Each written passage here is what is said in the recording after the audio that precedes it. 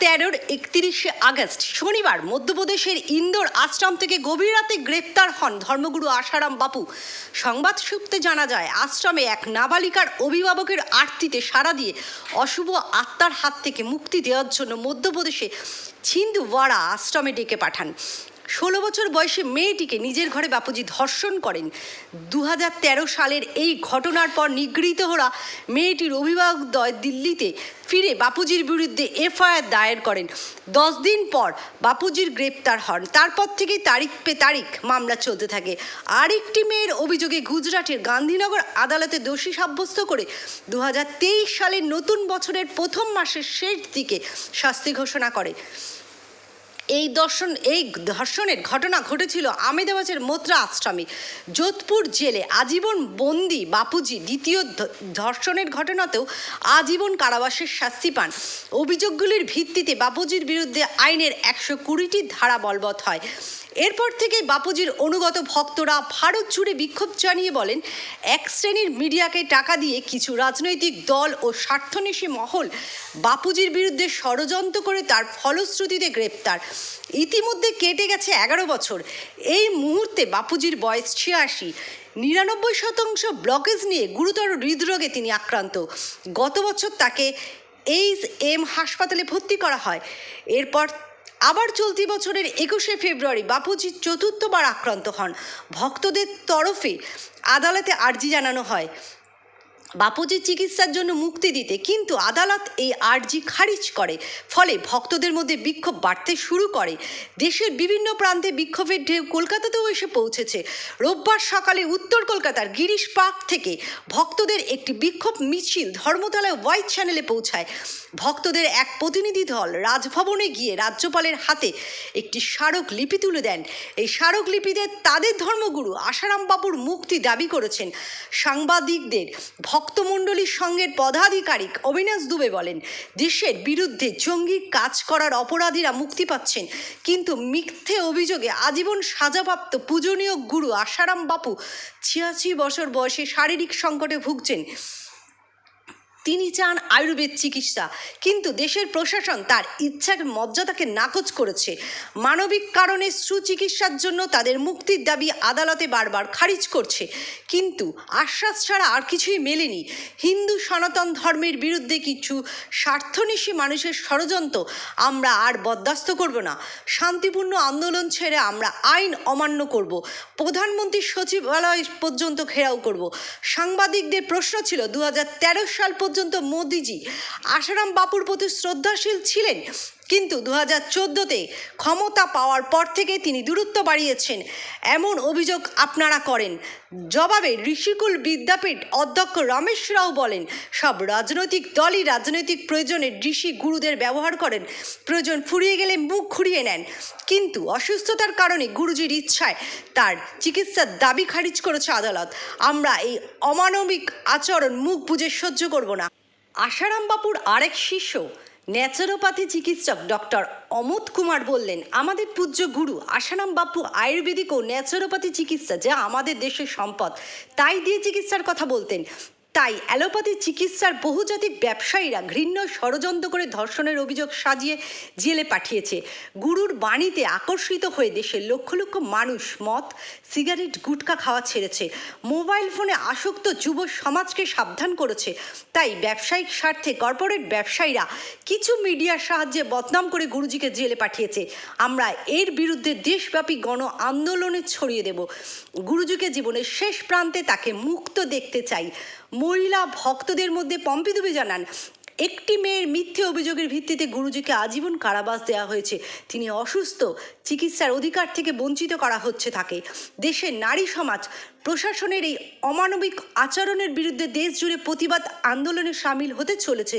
রোববার দুপুরে একটি নির্ধারিত সময় আশারাম বাপুর ভক্ত সংগঠনের পক্ষে এক প্রতিনিধি দল রাজভবনে গিয়ে রাজ্যপালের হাতে গুরুজির মুক্তির দাবি জানিয়ে এক স্মারকলিপি তুলে দেন। দ্রুত যদি দাবি মানা না হয়, তাহলে দেশ জুড়ে আশারাম ভক্তদের এই বিদ্রোহ হিন্দু রাষ্ট্র গঠনের প্রকালে অস্বস্তির কারণ হতে পারে দেশের শাসক দলের জন্য।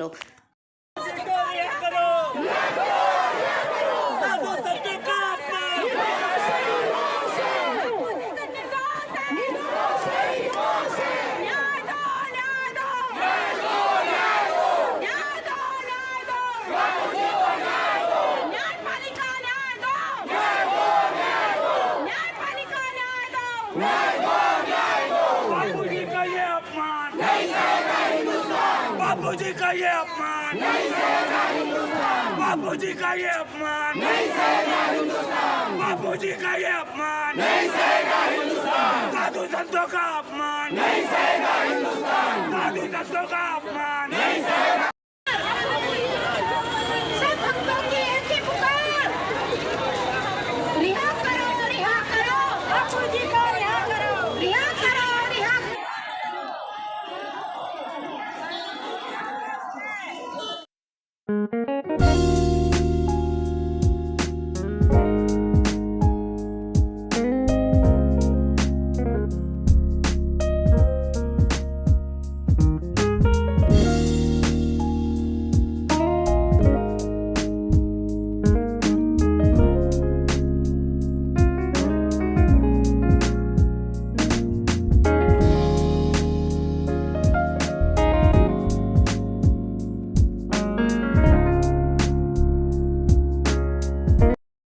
आज 3 मार्च दिन रविवार हम अपने पूज्य गुरुदेव संत श्री आसाराम जी बापू के लिए माननीय राज्यपाल से हम उनके इलाज और शीघ्र रिहाई के लिए एक आवेदन पत्र उनको दे करके आए हैं, जिसकी रिसीविंग काफ़ी आपको मीडिया में दिखाई जा रही है।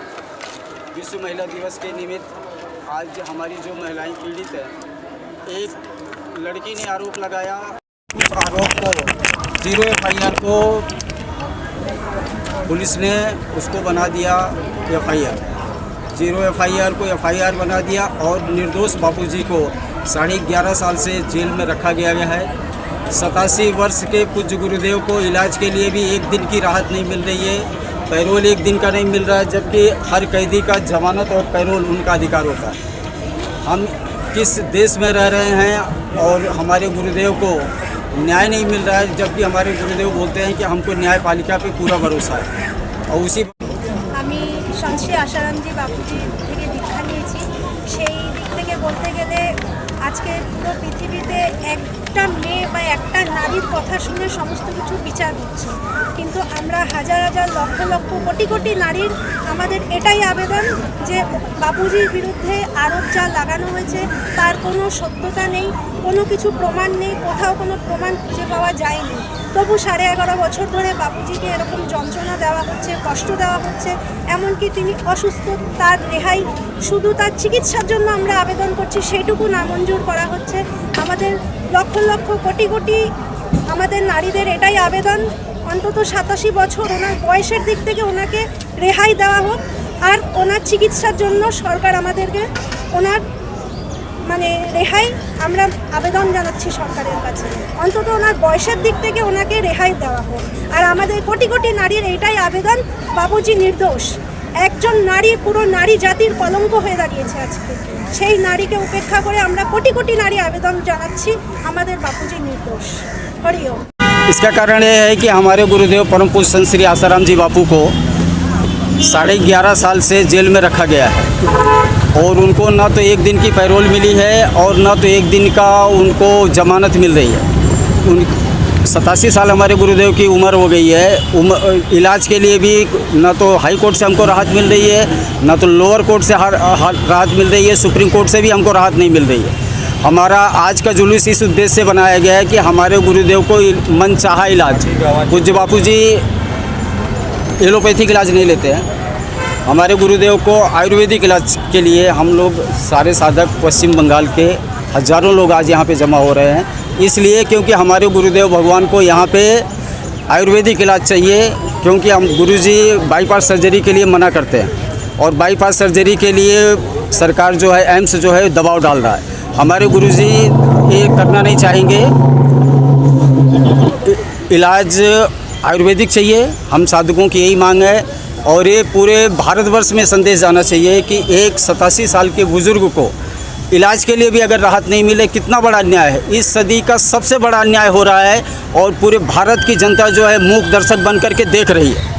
हमारी ये रैली आज हम अपने गवर्नर के पास जा रहे हैं, गवर्नर से हम यही प्रार्थना कर रहे हैं, हमारे साधक शांतिपूर्ण रैली निकाल रहे हैं, हम कोई इसमें ना तो नारेबाजी है ना तो कोई साउंड पोल्यूशन की, हम कुछ नहीं कर रहे हैं, हम सिर्फ प्रार्थना कर रहे हैं भारत सरकार से कि सरकार हमारे गुरुदेव को इलाज के लिए राहत दे, हमको पैरोल दे, हमको जमानत दे, क्योंकि एक भी मेडिकल एविडेंस पूज्य बापू जी के खिलाफ मिला नहीं है। जो लड़की जो आरोपी है, पूज्य बापू जी को एक एलिगेंस लगाया गया, एक आरोप लगाया गया। आरोप को इन्हें 0 FIR पे इन्होंने उसको FIR में कन्वर्ट कर दिया। FIR में कन्वर्ट करने के बाद में 376 लगा दिया। 376 के बाद में 376D में पूज्य बापू जी को इन्होंने क्या किया, आजीवन कारावास दे दिया, जबकि 376 हम पे बनता नहीं है। उस टाइम के जो वहाँ के कमिश्नर थे अजय पाल लांबा ने पूरी नेशनल मीडिया में आकर के बोला था कि इनके ऊपर में 376 बनता नहीं, बलात्कार बनता नहीं।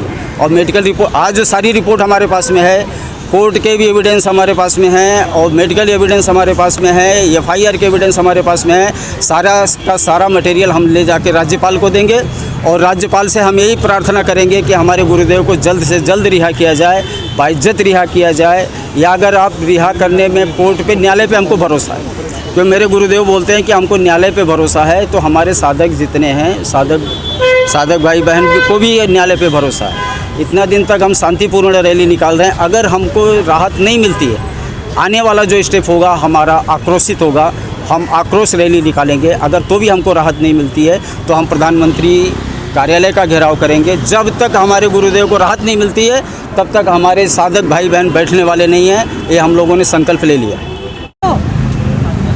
पीठ का प्रिंसिपल हूँ और साथ ही मैं 20 साल पहले परम पूज्य संत श्री आसाराम जी बापू जी का शिष्य हूँ। आज जितने लोग पूरा पश्चिम बंगाल की जितनी समितियाँ हैं, बाल संस्कार है, सभी यहाँ पहुँचे हैं। हमारे सरकार से एक ही मांग है, आतंकवादी को बेल मिल जाता है, कसाब को बिरयानी मिल जाता है, पर जिसने सनातन संस्कृति के लिए इतना कार्य किया है उसको एक दिन के लिए पेरोल नहीं मिलता। ये दुख की बात है, ये पीड़ा है। और जहाँ तक बात डेमोक्रेटिक है, आदरणीय प्रधानमंत्री जी को हमारा पूरा विश्वास उन पर है। जब प्रधानमंत्री हम लोग अपनी वेदना बोल रहे हैं, आप अपनी मन की बात हर महीना में एक बार बोलते हैं, लेकिन आप अपनी मन की बोलते हैं, प्रजा की मन की तो नहीं सुन रहे हैं आप। एक लड़की ने आरोप लगाई और वो आरोप पर पूरा मीडिया और हाउस एक होकर उनको मीडिया ट्रायल के हिसाब से आज आजीवन कारावास उनको मिल गया। लेकिन करोड़ों ऐसे बहनें हैं जो बापू जी से दीक्षा लिए हैं, उनकी वेदना पीड़ा कौन सुनेगा? और ये मीडिया हाउस क्यों नहीं दिखा रहे ये चीज़? इसीलिए हम साधक सभी संगठित होकर, जुडिशरी पर पूरा विश्वास है, लेकिन कब तक हम ऐसा विश्वास करते रहेंगे? कब तक अपनी पीड़ा को अंदर में दबा के रखेंगे? एक दिन का पेरोल नहीं मिलेगा। एक कैदी का तो वो मूलभूत सुविधा है, उनको आयुर्वेदिक उपचार करने के लिए आप नहीं दे रहे हैं। कैसा जुडिशरी? सुप्रीम कोर्ट बोलता है आप हाई कोर्ट में जाओ, हाई कोर्ट बोलता है लोअर कोर्ट में जाओ। ये कब तक चलेगा? हम सभी बापूजी के शिष्य, अपितु केवल बंगाल नहीं पूरा भारतवर्ष में ये चल रहा है। हम हर डिस्ट्रिक्ट में, हर MP, हर MLA के पास हम जा रहे हैं, हर क्षेत्र में हम जा रहे हैं और ये आवाज़ दबेगी नहीं। और हमेशा सत्य का विजय हुआ है। आप जितना भी षड्यंत्र कर लीजिए, वह दिन दूर नहीं है, परम पूज्य संत श्री आसाराम जी बापू हमारे बीच में रहेंगे। और 86 ईयर्स जिनका एज है, 99% ब्लॉकेज है। आपको दया भी दया नहीं है। अगर आपके पिता होते तो आप छोड़ देते। मैं यही मीडिया हाउस से प्रार्थना करूंगा, आप ये चीज़ दिखाएं। हर एक व्यक्ति का वेदना है, पीड़ा है।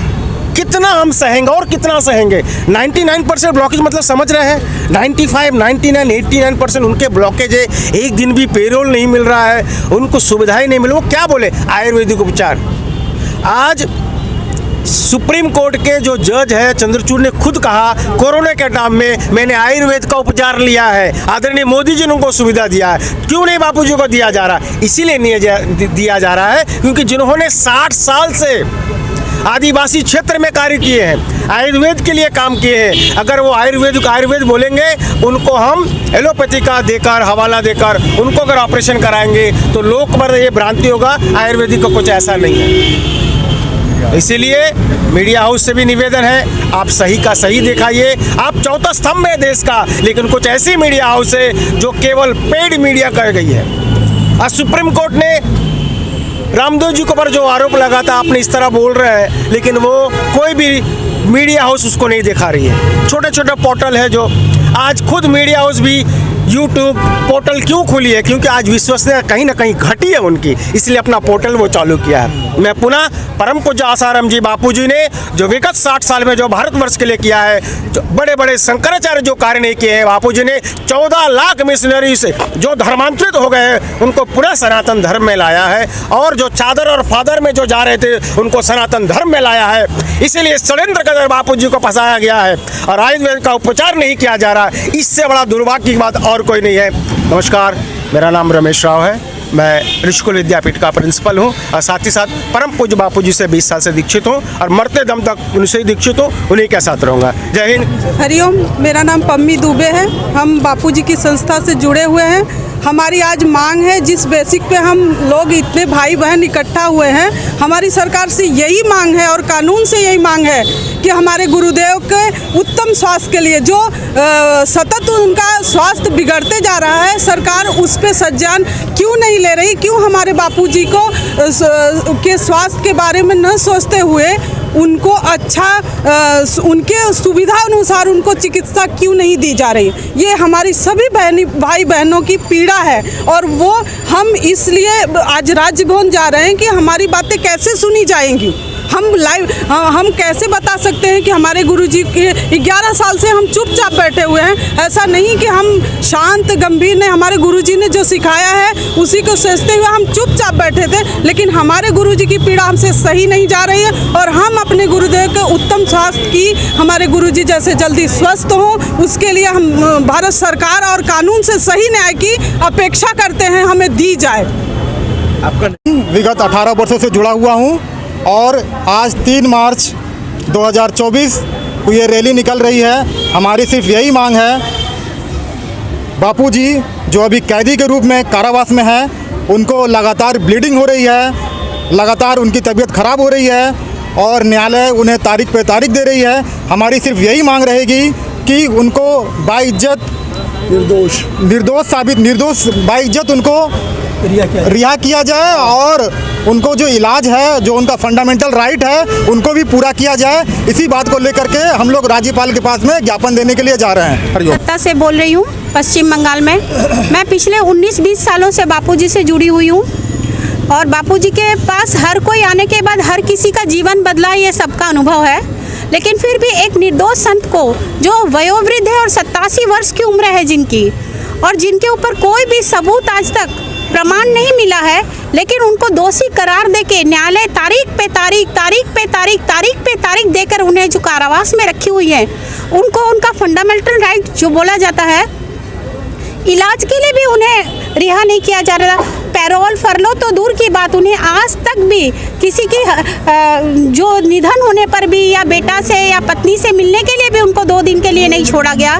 बाकी बड़े से बड़े जो खतरनाक अपराधी लोग हैं, उनके लिए बिरयानी तक पकाई जाती है, उनके लिए भोजन की व्यवस्था, उनके लिए हर तरह की व्यवस्था होती है, लेकिन उन्हें ससम्मान रिहा किया जाए। अभी सरकार से हमारी यही मांग है। और हम गुड्डू कलकत्ता से, हमारा कहने का मतलब ये है कि अगर 11.5 साल में किसी को न्याय न मिली हो तो बापूजी को आप न्याय मत दीजिए। अगर 11.5 साल में किसी को न्याय दिया गया है तो पूज्य बापू को आप रिहा कर दीजिए। नहीं तो क्या होगा कि अभी ये जो शांति रैली है, इसका दूसरा भी प्रारूप हो सकता है। हम लोग जितना, जब शांत आदमी उग्र होता है तो उसका जो रूप होता है ना, बहुत भयंकर होता है। इसलिए हम चाहते हैं कि आप उन्हें रिहाई दें और हम सब भी शांति से रहें, आप लोग भी शांति से रहें।